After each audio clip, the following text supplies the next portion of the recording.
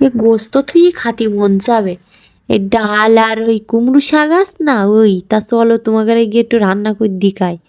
তা আমি কিনা একটা কড়াই কিন্তু একটু খানিকটা তেল ঢেলিলে তার মধ্যে দিয়ে দিলাম খানিক পেঁয়াজ কুচি করি, দিয়ে খানিকক্ষণ হেঁটে চারা নাড়ানাড়ি করে দিলাম 3টে শুকনো লঙ্কা, দিয়ে আবার খানিকক্ষণ নাড়াচাড়া করে এবার দিয়ে দিলাম একটু আদা রসুন বাটা, দিয়ে আবার কিন্তু আর ভালো করে খানিক ভেজে নেবান কিন্তু নিয়ে এখানে দিয়ে দেবো আমি খানিক মুসুরির ডাল। তোমরা যে কোনো ডাল কিন্তু দিয়ে রাঁধতে পারো। তো এখানে মুসুরির ডাল দিয়ে আচ্ছা করে ভালো করে নাড়াচাড়া করে নিয়ে এখানে দিয়ে দেবো কিন্তু আমি এবার কী জানো, কুমড়ো শাক। কুমড়ো শাক আর আলু কেটে রেখেছিলাম, সেই আলু কাটা আর কুমড়ো শাক কিন্তু দিয়ে দিস, দিয়ে খানিকক্ষণ আবার নাড়াচাড়া করে নিতে হবে।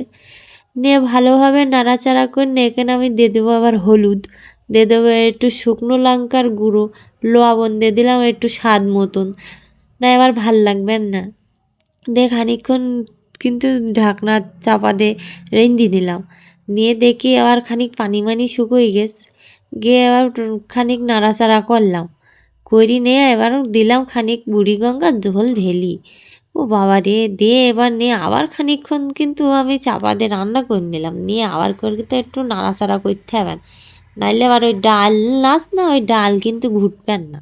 একটু নাড়াচাড়া করে নিয়ে এখানে দিয়ে দিলাম একটু জিরে মরিচের গুঁড়ো যাতে একটু স্বাদ গন্ধ লাগে।